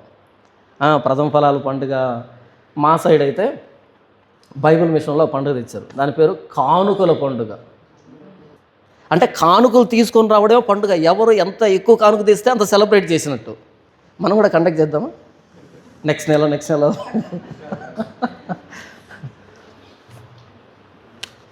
ఎన్ని గుడ్లు వ్యాపారం చేసే వ్యక్తి ట్రక్కులో గుడ్లు తీసుకొచ్చేస్తాడు, బట్టల వ్యాపారం చేసే వ్యక్తి ట్రక్కుల్లో బట్టలు తీసుకొచ్చేస్తాడు, ఇక స్వీట్లు వ్యాపారం చేసే వ్యక్తి ట్రక్కుల్లో స్వీట్లు తీసుకొస్తాడు.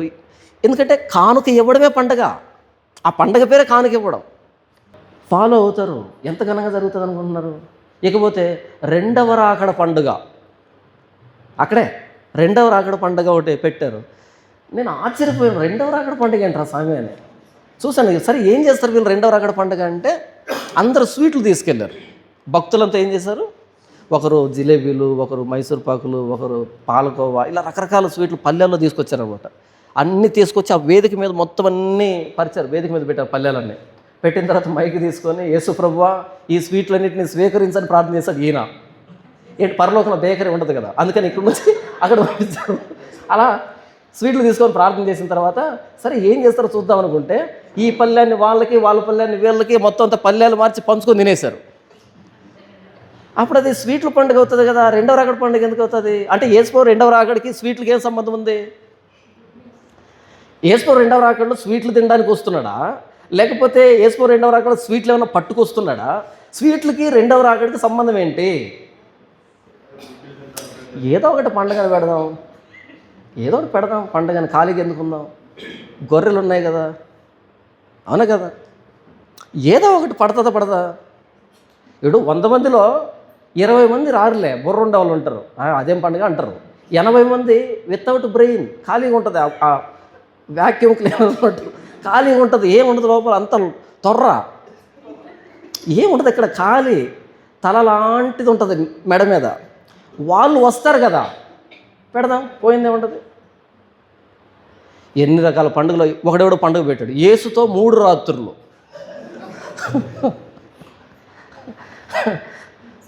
బస్సులో పోతూ చూశాను చాలాసేపు. అంటే ఏం చేస్తారు ఆ 3 రాత్రులు వీళ్ళు? అసలు ఆ టైటిల్ ఎలా వచ్చింది వీడికి? ఆ 3 రాత్రులు ఏం చేస్తారు వాళ్ళు? నిజంగా వింత అనిపించింది. అసలు ఈ టైటిల్ ఏంటి, ఏం చేస్తారు? ఇంకొకటి ఎవడో పెట్టాడు, మైమరిచిపోండి.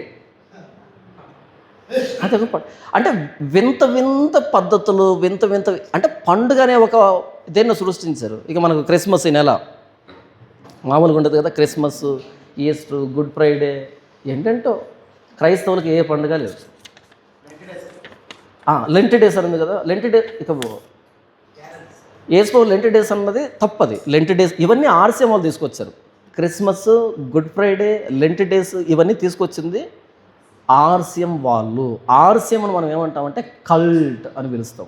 నాకు క్రిస్టియానిటీ కల్ట్. కల్ట్ అంటే దుర్బోధ శాఖ. పక్కన పెట్టేసాం కొన్నింటి మనం. బ్రెన్హామ్ని పక్కన పెట్టేసాం, తల్లి సంఘాన్ని పక్కన పెట్టేసాం, సెవెంత్ డేని పక్కన పెట్టేసాం, జెహోవా విట్నెస్ని పక్కన పెట్టేసాం, ఈ మోర్మోనిజాన్ని పక్కన పెట్టేసాం, ఆర్సీఎంని పక్కన పెట్టేసాం. వీటిని కల్ట్ అని పిలుస్తారు. కల్ట్ అంటే దుర్బోధ శాఖలు అవన్నీ. ఇక ఆ కల్ట్ ఏమి ఇచ్చినా సరే మనం ఎందుకు తీసుకుంటాం? తీసుకోం. కానీ ఈరోజు క్రిస్మస్ జరుపుకునే వాళ్ళకి తెలియదు అది ఆర్సీఎం వాళ్ళు తెచ్చారని. మన యేసుప్రభు పుట్టినరోజే కదా, మరి మరియమ్మకు తెలీదా యేసుప్రభు క్రిస్మస్ చేయాలని? అపోస్తలులకు తెలీదా? వాళ్ళు చేశారా? మనకు వచ్చేసిన ప్రేమ ఇప్పుడు యేసుప్రభు కేక్ కట్ చేయాలా అర్జెంటుగా. తర్వాత దేవుని గురించి స్నేహితులతో ఎలా సంభాషించాలి.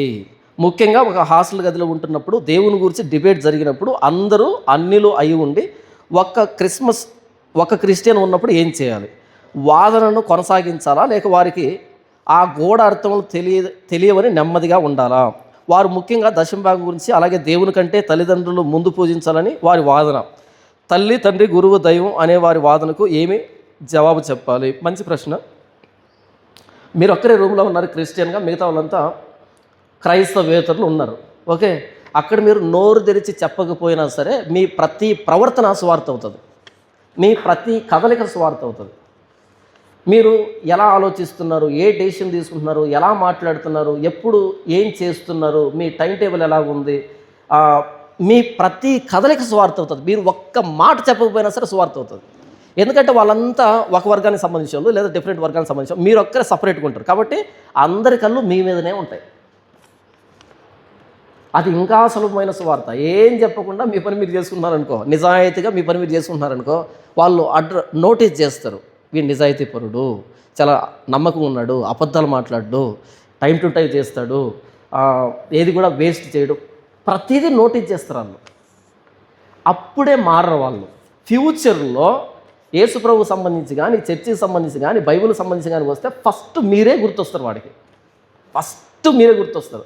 నాతో పాటు పనిచేసిన కొలీగ్స్ కానీ, లేదా నేను టీచ్ చేసిన నా స్టూడెంట్స్ కానీ, వాళ్ళకి భవిష్యత్తులో కానీ ఎప్పుడైనా సరే యేసుప్రభు అనే పదం వినపడితే, ఆ పేరు వినపడితే ఫస్ట్ గుర్తొచ్చేది నేనే, వాళ్ళు చచ్చిపోయేంత వరకు. ఎందుకంటే ఆ మార్కు ఒకటి క్రియేట్ చేశారు, అలా ఉంటుంది. ఇకపోతే ఈ దశంభాగాల గురించి వీటి గురించి మాట్లాడుతుంటారే, చెప్పండి ఆ దశంభాగం అనే పద్ధతి కొంతమంది స్వార్థం కోసం వాడుతున్నారు, అది బైబిల్ చెప్పలేదు అని చెప్పండి. మీ నిజాయితీ వాళ్ళకు నచ్చుతుంది. ఇక మీదట వారు మీ దాని గురించి వాదించరు. ఎందుకంటే మీరు సపోర్ట్ చేస్తే వాదిస్తారు, మీరే ఒప్పేస్తున్నారనుకో ఇక వాదించరు. ఓహో వీడు వీటికి అగెయిన్స్ట్గా ఉన్నాడు అనేటువంటిది మీ యథార్థత నచ్చుతుంది, మీ నిజాయితీ నచ్చుతుంది. ఇకపోతే తల్లి, తండ్రి, గురువు, దైవం అనే వారి వాదనకి ఏం చెప్పాలి అంటే, తల్లి చనిపోతుంది, తండ్రి చనిపోతాడు, గురువు చనిపోతాడు, చనిపోయే వాళ్ళు దేవుళ్ళు ఎలా అవుతారు? తల్లికి మనం పుట్టేంత వరకు తెలియదు, అబ్బాయి పుడతాడో అమ్మాయి పుడతాడో తెలియదు, బ్రతికి పుడతాడో చనిపోయి పుడతాడో తెలియదు, మూత ఎలా ఉంటుందో ముక్కు ఎలా ఉంటుందో తెలియదు.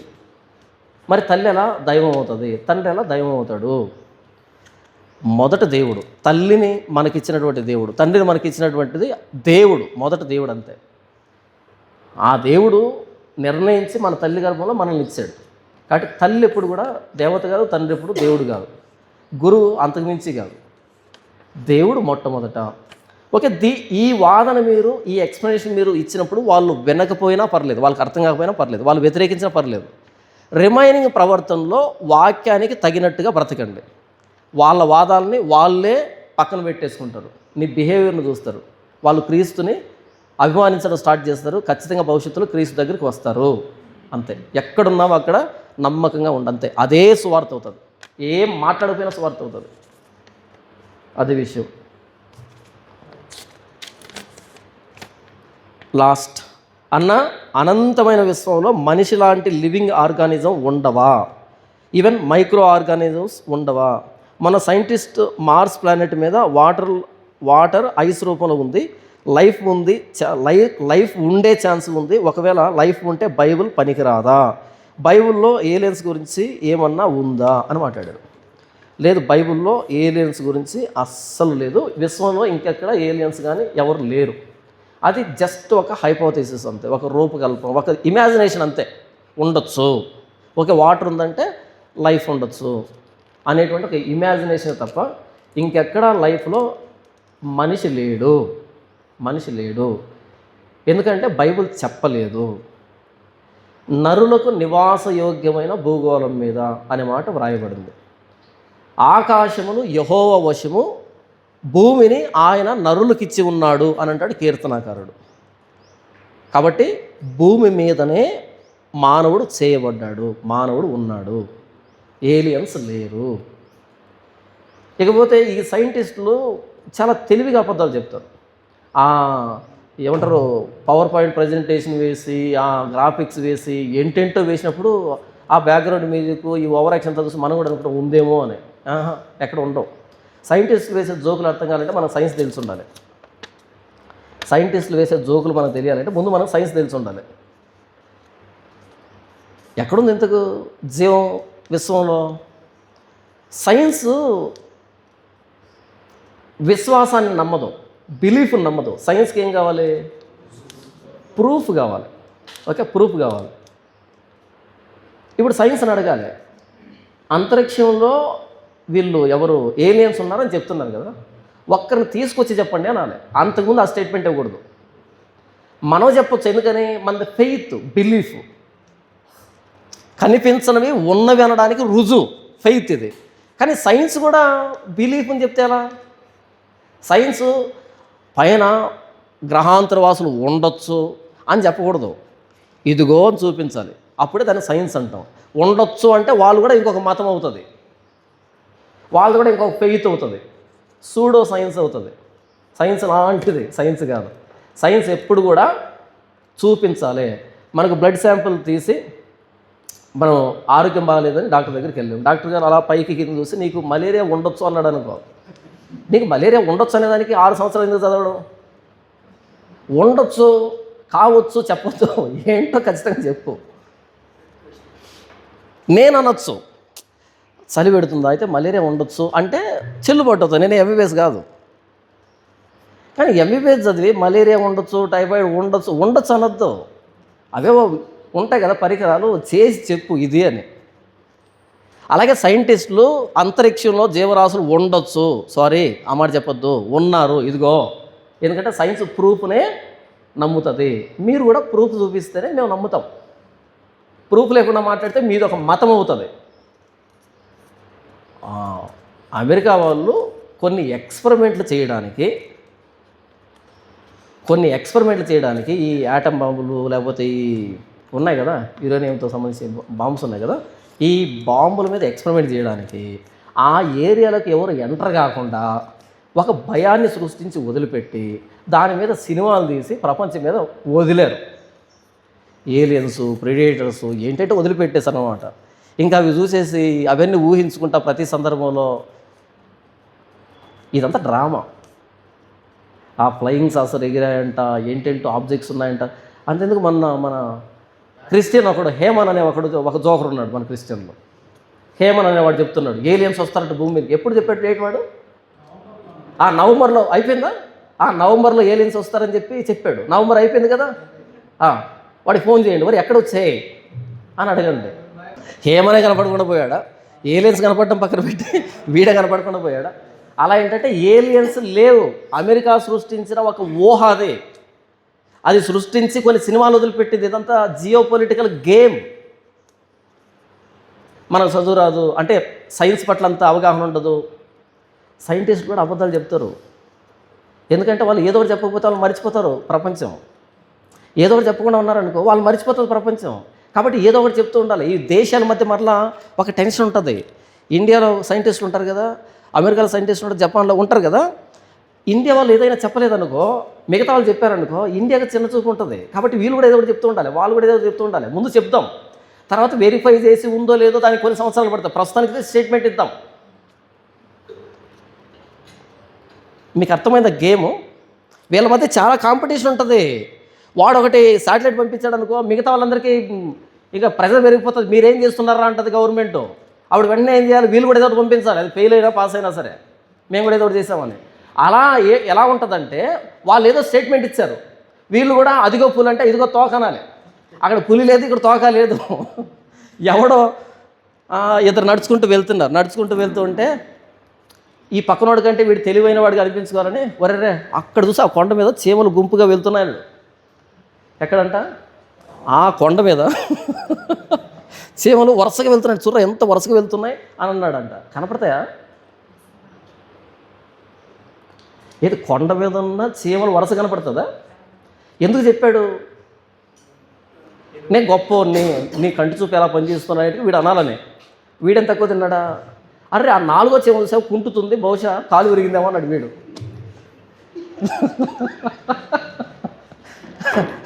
సేమ్ సైంటిస్టులు ఇలాగే ఉంటారు, ఎక్కువ శాతం మంది ఇలాగే ఉంటారు. అది కొండ మీద చీమలు వెళ్తున్నాయంటే 4వ చీమ కుంటుతుంది ఈ దేశం వాడు. అక్కడ చీమలు పోవట్లేదు, అది కొంటట్లేదు, మనల్ని బఫూన్లు చేస్తున్నారు అంతే. బైబిల్లో చెప్పనిది లేదు బయట. అసలు సైన్స్ పుట్టుకొచ్చిందే బైబిల్ నిజం కాదు అని ప్రూవ్ చేయడానికి. ఆదికాండంలో సృష్టి క్రమం ఉందా, ఇది కాదు అని చెప్పడానికి స్టార్ట్ చేశారు. నేరుగా వచ్చి అక్కడే ల్యాండ్ అయ్యారు. ఇది కాదని చెప్పడానికి స్టార్ట్ చేశారు, వచ్చి అక్కడే ల్యాండ్ అయ్యారు ఇది నిజమని. బిగ్ బ్యాంగ్ థియరీ ఉందా? బిగ్ బ్యాంగ్ థియరీ ఏం చెప్తుందంటే ప్రారంభంలో ఒక పెద్ద విస్ఫోటనం జరిగింది.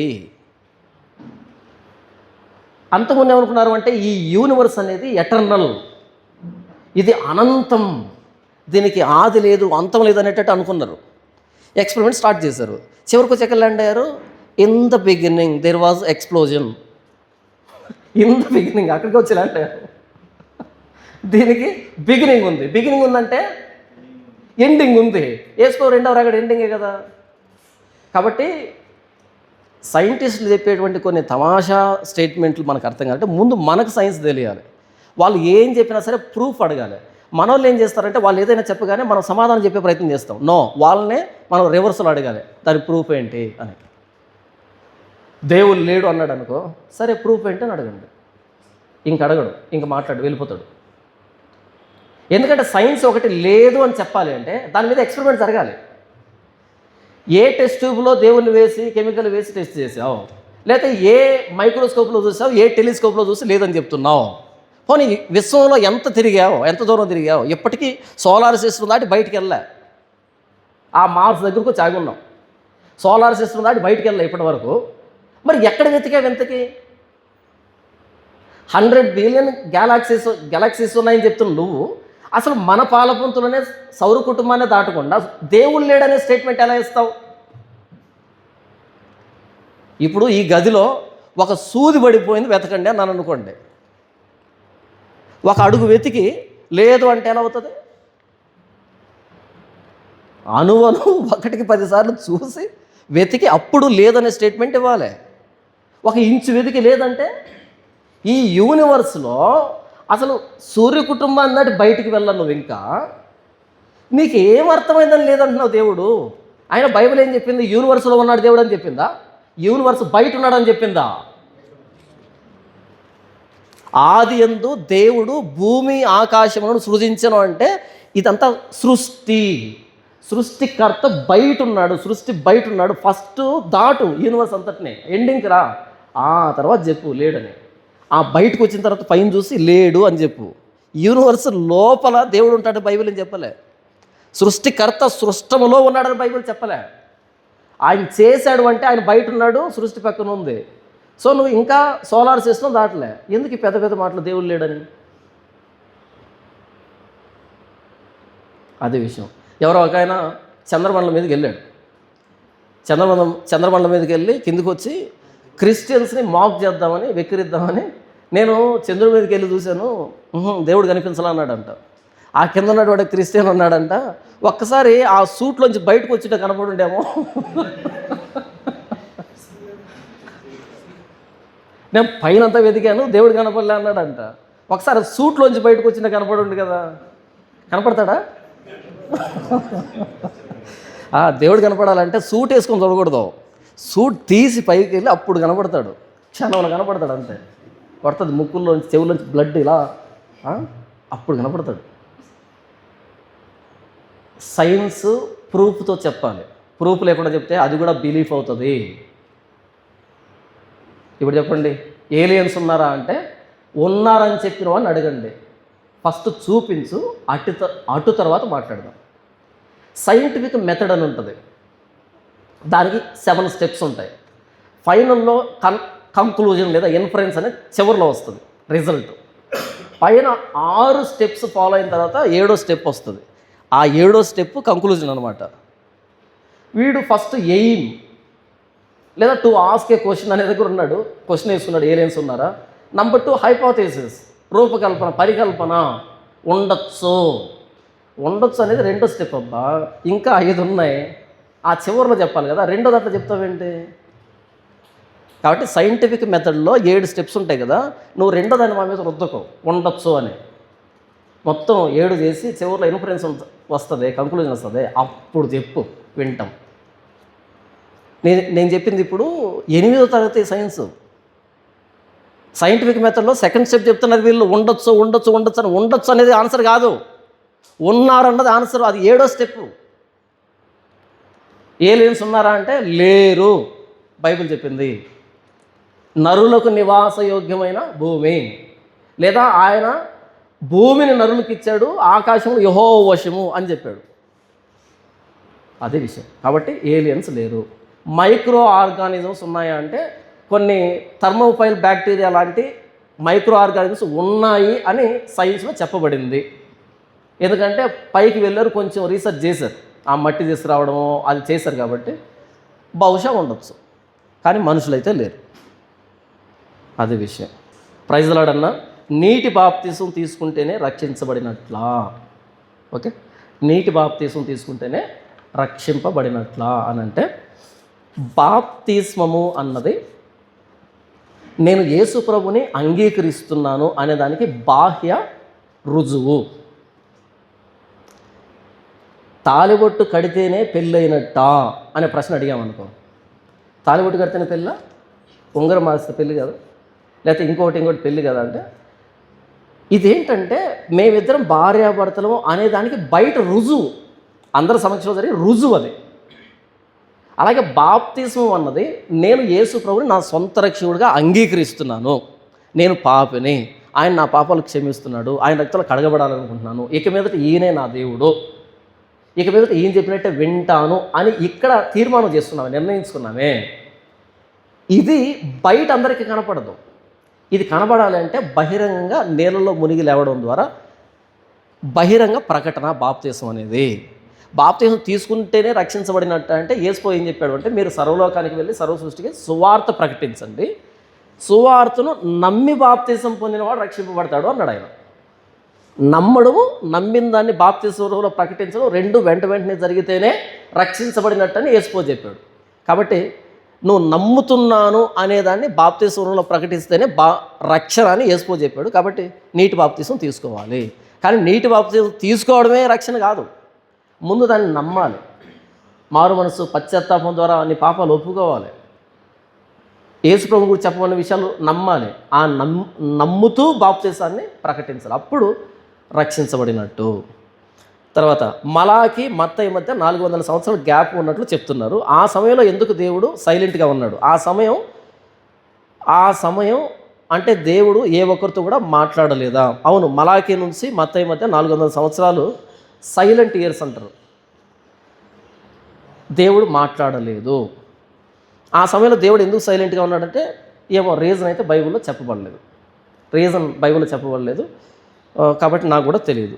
ఆ సమయంలో దేవుడు ఏ ఒక్కరితో మాట్లాడలేదంటే అస్సలు మాట్లాడలేదు. అంతవరకు మాట్లాడినటువంటి మాటలను బట్టే వాళ్ళు విశ్వాసాన్ని కొనసాగించారు, అది విషయం. బైబిల్లో జరిగిన అద్భుతములు ఈ కాలంలో జరుగుతాయా? బైబిల్లో జరిగిన అద్భుతాలు ఈ కాలంలో జరుగుతాయంటే ఈ కాలంలో జరగట్లేదు. బైబిల్లో జరిగినటువంటి అద్భుతాలు ఈ కాలంలో జరగట్లేదు, అన్నీ జరగట్లేదు, కొన్ని జరుగుతున్నాయి, అన్నీ జరగట్లేదు, కొన్ని జరుగుతున్నాయి. పర్సనల్గా జరుగుతున్నాయి. కానీ బల్క్గా ఏదో హోల్సేల్గా జరగట్లేదు, అప్పుడు అద్భుతాలు జరిగినట్టుగా జరగట్లేదు, పర్సనల్గా అక్కడక్కడ జరుగుతున్నాయి. అదే విషయం.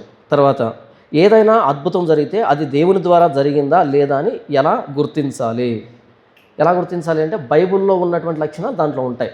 బైబిల్లో చాలా అద్భుతాలు ఉన్నాయి కదా, ఆ అద్భుతంలో ఎలాంటి లక్షణాలు ఉన్నాయో ఎగ్జాక్ట్గా అలాంటి లక్షణాలే కనబడతాయి. అది బైబిల్లో జరిగినటువంటి అద్భుతం లాంటిదని మనం నిర్ధారించుకోవాలి. తర్వాత నిజమైన దైవ సేవకుని ఎలా గుర్తించాలి? ఏ సేవకుడైనా బైబిల్ను చూపించే వాక్యం చెప్తున్నాడు కదా, వెరీ గుడ్. నిజమైన సేవకుని ఎలా గుర్తించాలంటే మొదటి తిమోతి పత్రికలో చెప్పబడినటువంటి, తీతు పత్రికలో చెప్పబడినటువంటి 16 లక్షణాలు ఎవరిలో అయితే ఉంటాయో ఆ వ్యక్తి నిజమైన సేవకుడు. ఆ వ్యక్తిలో 16 లక్షణాలు ఉండాలి. తర్వాత ఏ సేవకుడైనా బైబిల్ను చూపించే వాక్యం చెప్తున్నాడు కదా, అవును, ప్రతి ఒక్కరూ ఎవరైనా సరే, ఈవెన్ కల్ట్ గ్రూప్స్ అయినా సరే బైబిల్ను చూపించే వాక్యం చెప్పాలి. ఎందుకంటే ఇదే సోర్సు. అయితే వాక్యం చెప్పడం అంటే బైబిల్ని తెరిచి దాన్ని చదివి దాంట్లో ఉన్నదాన్ని ఎక్స్ప్లెయిన్ చేయడం కాదు. వాక్యం చెప్పడం అంటే సందర్భ సహితంగా అన్వయిస్తూ మాట్లాడడం. మీకు అర్థమయ్యేటట్టు చెప్తాను. మీకు జ్వరం వస్తుంది, ఓకే, మీకు జ్వరం వస్తుంది, మిమ్మల్ని తీసుకుని వెళ్ళి ఒక మెడికల్ షాప్లో వదిలిపెట్టారు, ఎవరు లేరు. చాలా మెడిసిన్స్ ఉంటాయా, చాలా ఇంజక్షన్లు ఉంటాయి, మెడిసిన్ ఉంటాయి, ఏంటంటే ఉంటాయి, అన్నీ పెద్ద మెడికల్ షాప్ అది, అన్ని మెడిసిన్సే. కానీ మీకు జ్వరానికి ఏం వేసుకుంటారో తెలియదు, ఏదో ఒకటి వేసుకుంటారా? అన్నీ ట్యాబ్లెట్సే కదండి, వేసుకుందామని వేసుకుంటారా? ఎందుకు వేసుకోరు? ఏమవుతుంది? అన్ని ట్యాబ్లెట్సే కదా, ఏమవుతుంది అని అడుగుతున్నా. జ్వరం పోదు, మనం పోతాం.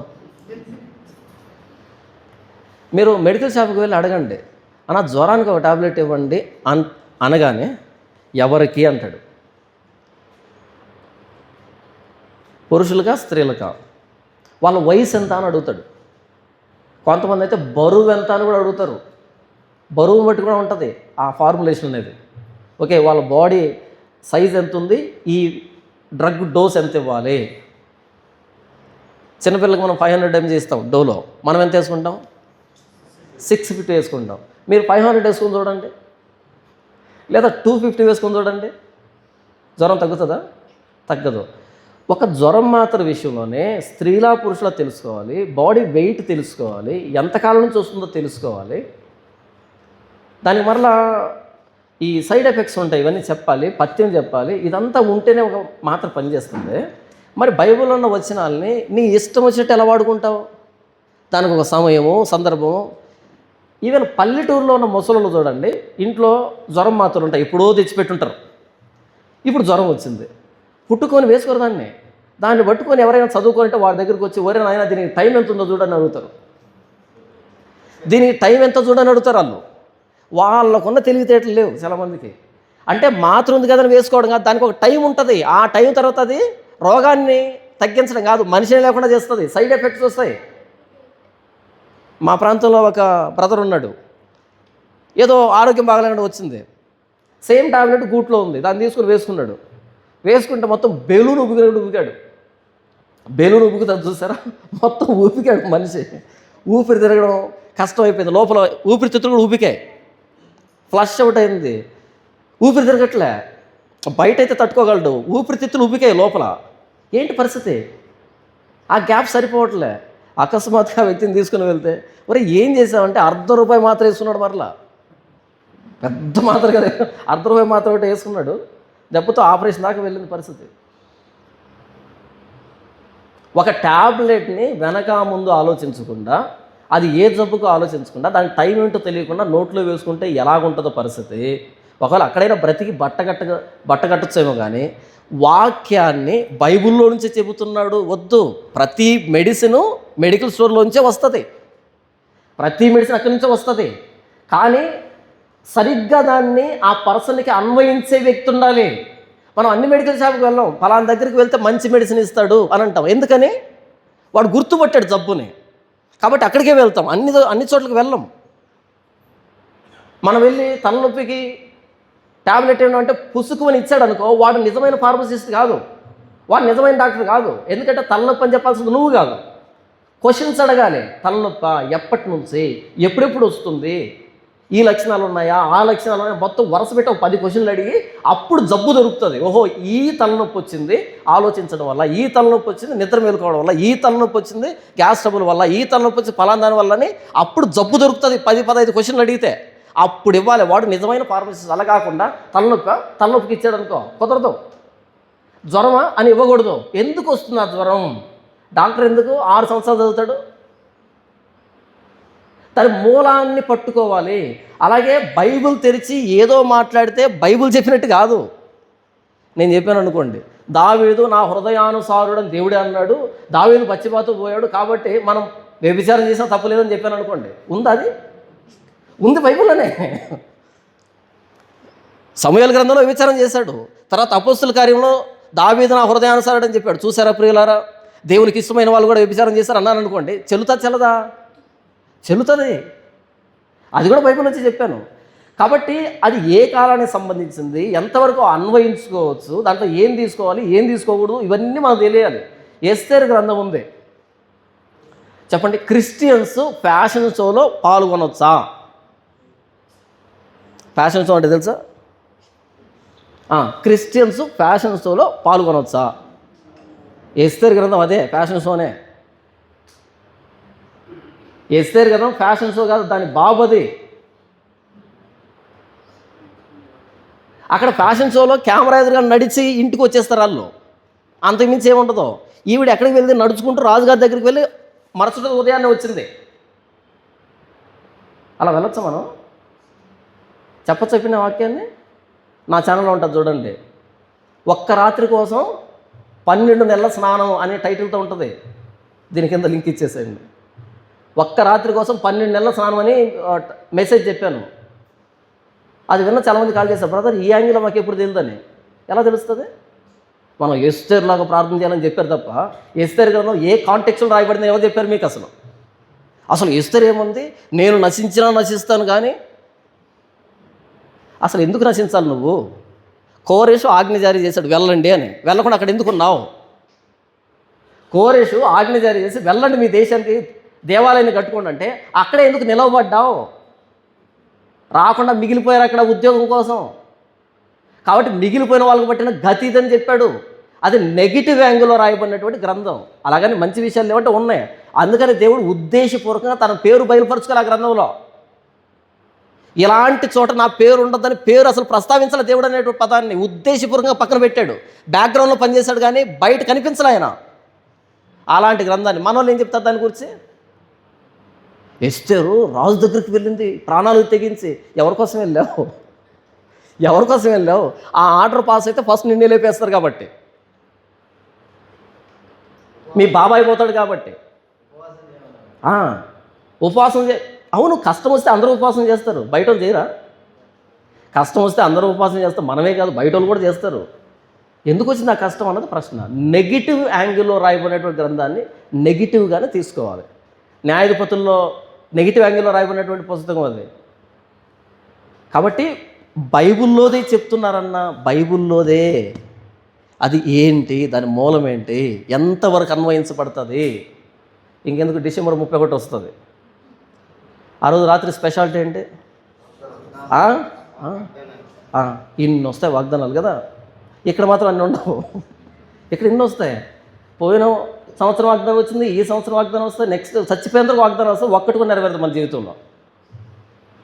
ఎవరికి ఇచ్చింది అది? మనకిచ్చాడా? మీదిటికి ఈ సంవత్సరానికి మగబిడ్డ పుడతాడు వాగ్దానం వచ్చిందనుకో, అమ్మాయి పెళ్ళిగాలే పుడతాడంట.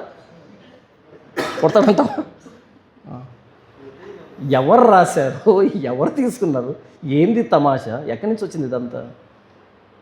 అది కాదు వాక్యం అంటే. దాని మూలం ఉంటుంది, దాని సమయం సందర్భం ఉంటుంది. ఖచ్చితంగా దాన్ని తీసి సమపాలనలో కలిపి చెప్పాలి. అది వాక్యం అంటే. అంతేగాని బైబిల్లో చెప్తున్నారంటే అందరూ బైబిల్లోనే చెప్తారు, ఇంక వేరేదేముంటుంది. తర్వాత ప్రార్థన ఎప్పుడు చేసినా దేవుడు వింటాడు కదా. రేయి మొదటి జామున చేసిన ప్రార్థన మాత్రమే వింటాడా? ఈ ప్రశ్న ఎందుకు చాలా రిపీటెడ్గా వస్తుంది నాకు. నిన్న కూడా మాట్లాడాను, మొన్న మాట్లాడాను, రిపీటెడ్గా వస్తుంది. ప్రార్థన ఎప్పుడు చేసినా వింటాడు ఆయన, ఎలా చేసినా వింటాడు ఆయన, ఎవరు చేసినా వింటాడు ఆయన. ఇది ఎక్కడి నుంచి వచ్చిందంటే ఈ జబ్బు విలాప వాక్యములు 2వ అధ్యాయం 19వ వచనం. నీవు లేచి రేయి మొదటి జామున మొరపెట్టము, నీళ్లు కుమ్మరించినట్లు ప్రభు సన్నిధిని నీ హృదయమును కుమ్మరించుము. తర్వాత నీ పసిపిల్లల ప్రాణము కొరకు నీ చేతులను ఆయన తట్టు ఎత్తుము. అంటే పెళ్లి కాని వాళ్ళు చేయకూడదు అనమాట. పెళ్లి కాని వాళ్ళు ఎందుకని వాళ్ళకి పసిపిల్లలు ఎక్కడ ఉంటారు? ఎవరి గురించి చెప్తున్నాడు ఇదంతా? విలాప వాక్యములు. దీని టైటిల్ ఏంటి? విలాపం. ఎందుకు విలాపం చేస్తున్నాడు ఇర్మియా? మొదటి వచనం చూడండి, 1వ అధ్యాయం 1వ వచనం.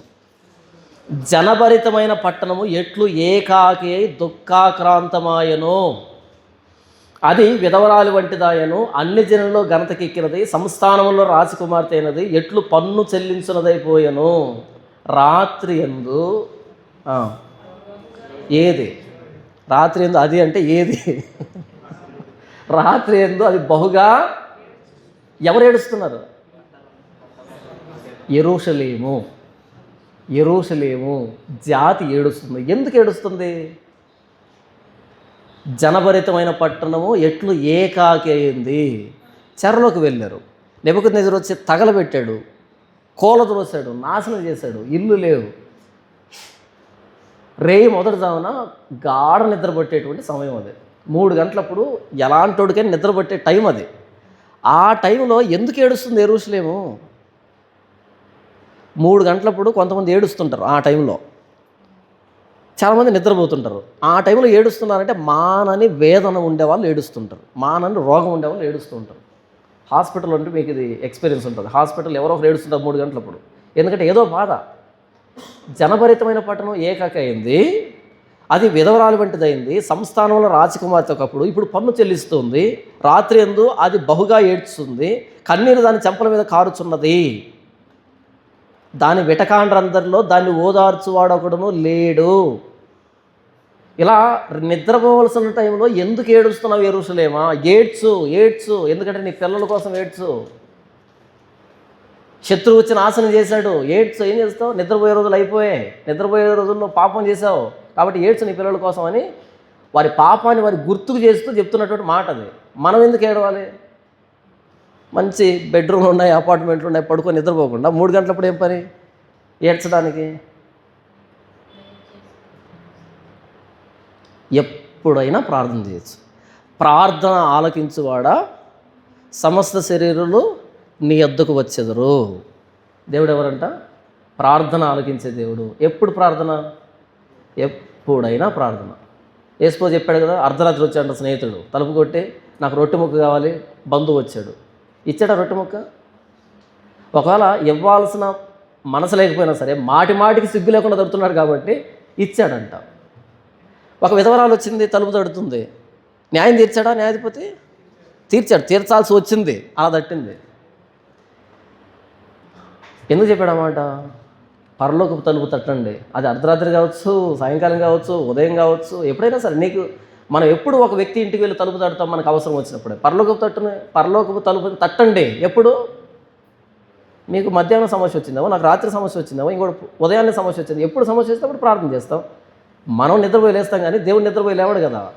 ఈ టైంలో డిస్టర్బ్ చేయకూడదు అనే దానికి దేవుడే నిద్రపోయి లేవట్లేదు కదా. ఆయన కునుకుడు, నిద్రపోడు. కాబట్టి ఎప్పుడైనా ప్రార్థన చేయొచ్చు. నిలబడుకొని ప్రార్థన చేయొచ్చు, కూర్చొని ప్రార్థన చేయొచ్చు, పడుకొని ప్రార్థన చేయొచ్చు, మాట్లాడుతూ ప్రార్థన చేయొచ్చు, పని చేసుకుంటూ ప్రార్థన చేయొచ్చు, ఎలాగైనా ప్రార్థన చేయొచ్చు, ఎప్పుడైనా ప్రార్థన చేయొచ్చు.